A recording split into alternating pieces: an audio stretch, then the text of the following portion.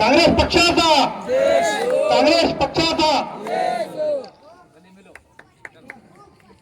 साहब और भूसीकर साहब, आप आपकी पार्टी को मजबूत करो, हम अपनी क़यादत के पास जाएंगे और हम उनकी जो हिस्सेदारी की दावेदारी की बात है वो लाएंगे और इंशाल्लाह फिर कोशिश करेंगे कि नांदेड़ के अंदर जितनी भी जड़ें हैं जो नफरत की सियासत करती है उसको उखाड़ कर फेंकने के लिए एक बार मुत्तहिद होकर दिखाएंगे। नफरत की राजनीति की जड़ें तो यहां तक फैली हुई है, क्या जरूरत आहे? मला एक कळत नाही नरगे साहेब, मुसलमानांच्या बाबतीमध्ये दोन पद्धतीचं राजकारण का करता तो? धोंडगे साहेब तुमच्याकडे लई आहे असे लोक जरा विचारा त्यांना। एकीकडे मुसलमानांना म्हणतात लई लेकरं जन्माला घालतात, लई लेकरं जन्माला घालतात, बहुत बच्चे पैदा करते, बहुत बच्चे पैदा करते। दुसरीकडे मुसलमानांना लांडई म्हणतात। अरे कमाल झाली। अरे कोई एक तरफ जाओ ना भाई, इधर ये बोल रहे उधर वो बोल रहे। और वो जो लांडे बोलने वाला संग्राम जगताप है अहमदनगर का, उसको कोई जवाब नहीं दे रहा। अजित पवार फुले शो अम्बेडकर वाला हूं सेक्युलर हूं, अरे जवाब दो ना, तुम्हारे घर में बदबू फैल रही ना, कोई जवाब देने सामने नहीं आ रहा है। उसको जवाब देने का काम भी वंचित बहुजन आघाड़ी ने किए वाला है, ये याद रखिए आप। नफरत की सियासत किसी की भी हो नहीं चलने देंगे। शाहजी नरगे साहब के बारे में, इनके वालिद साहब के बारे में मैं कंधार में बताया आपको, 2007 से आना जाना है मेरा। 2007 में मोर्चा निकाले थे हमने। 18-19 साल से मेरा कंधार से रिश्ता है। मैं कंधार की नगर पालिका की सीढ़ियां 2 बार ही चढ़ा हूं। एक बार जिस दिन कंधार का मोर्चा कामयाब हुआ, नगर परिषद की तरफ से मेरा दस्तूरकर साहब, नागापुरकर साहब का सत्कार नगर पालिका में हुआ था। और ये बोलकर हुआ था धोंडगे साहब कि नांदेड़ के इतिहास में सीनियर धोंडगे साहब ही ऐतिहासिक मोर्चे निकाले, उनके बाद पहली बार यहाँ के मुसलमानों ने सच्चर का ऐतिहासिक मोर्चा निकाला। ये बोलकर सत्कार किया नगर पालिका के ऑफिस में। और एक बार हम आए थे जब यहाँ के दुकानों पे अतिक्रमण हो रहा था, अतिक्रमण के नाम पे कार्रवाई हो रही थी। जब अतिक्रमण के नाम पे दुकानें तोड़ी जा रही थी, तब मैं और प्रदीप नागापुरकर साहब आए थे सीओ को मिलने के लिए। और तब आपके पिताजी शायद यहाँ पे नगराध्यक्ष थे।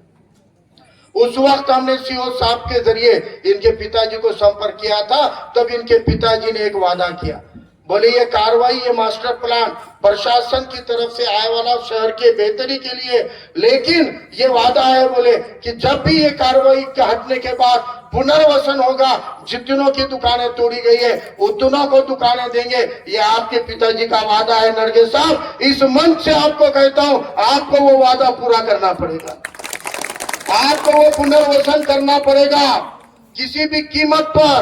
और आपके साथ में भले आप सत्ता में रहो कि मत रहो, कौन से कानून से, कौन से संविधान के कलम से कौन सा निधि लाना है, अब आपके साथ वंचित बहुजन आघाड़ी और आली जनाब प्रकाश अंबेडकर साहब है।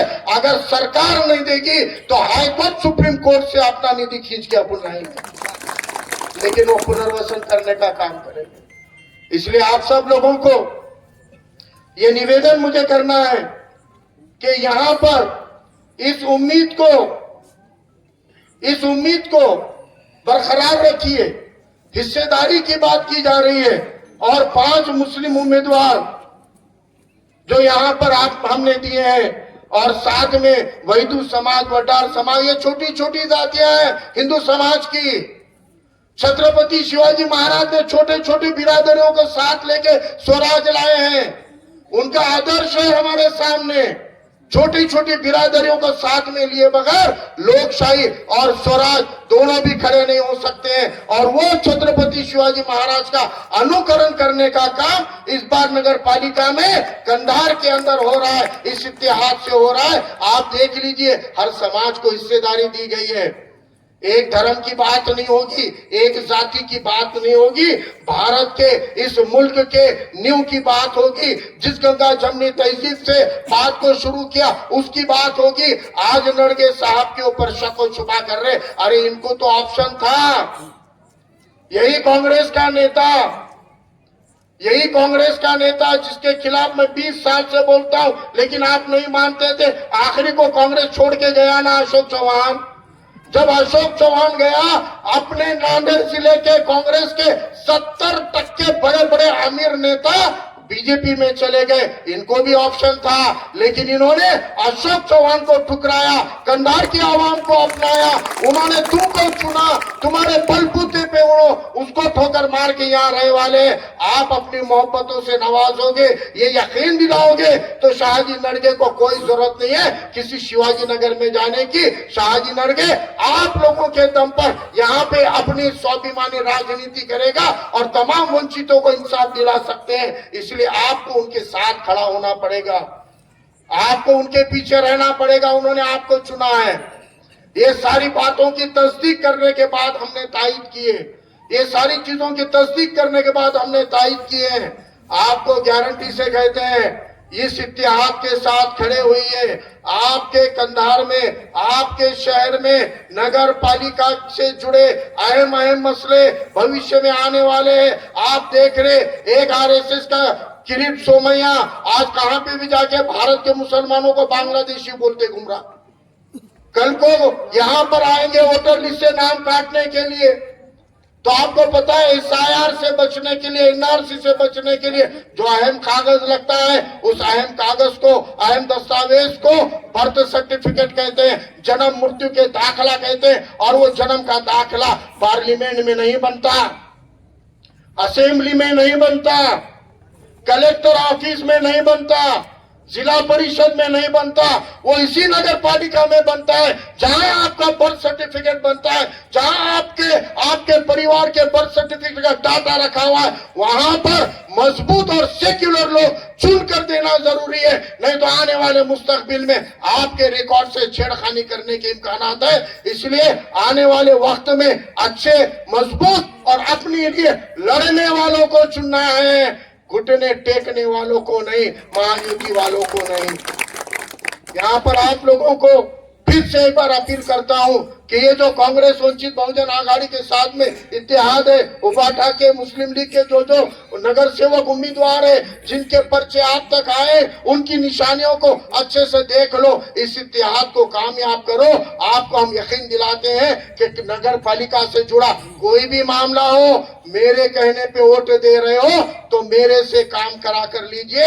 आपको इनको नहीं, मुझे फोन कीजिए, मैं आपके मसले हल कराने के लिए कंधार में आऊंगा। शिवा भाऊ को फोन कीजिए, हम जिम्मेदारी लेते हैं कि यहाँ पर आप हमको कामयाब कीजिए। हम आपके तमाम मसले मसाइल को हल करने के लिए आगे रहेंगे। इसलिए इस इत्तेहाद को नांदेड़ जिले में भाईचारे की गंगा जमनी तहजीब के एक इत्तेहाद और इब्तिदा की तहत हम नजर में रखेंगे। आप तमाम लोगों ने यहाँ पे आए, हमारी बात को सुना, आप तमाम लोगों का शुक्रिया अदा करता हूँ। अल्लाह हाफिज। नगर परिषद निवडणूक 2025च्या निमित्तानं आपण सर्वजण जमलेला आहोत। मी फक्त विनंती करण्यासाठी तुमच्या समोर उभा आहे। येणाऱ्या निवडणुकीमध्ये 2 तारखेला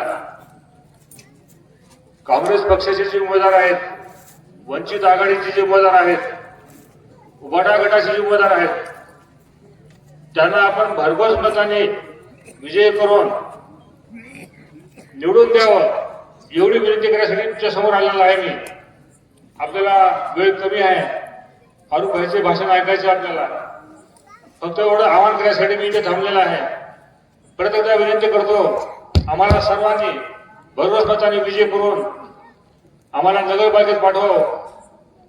एवढं बोलून माझे 2 शब्द संपवतो।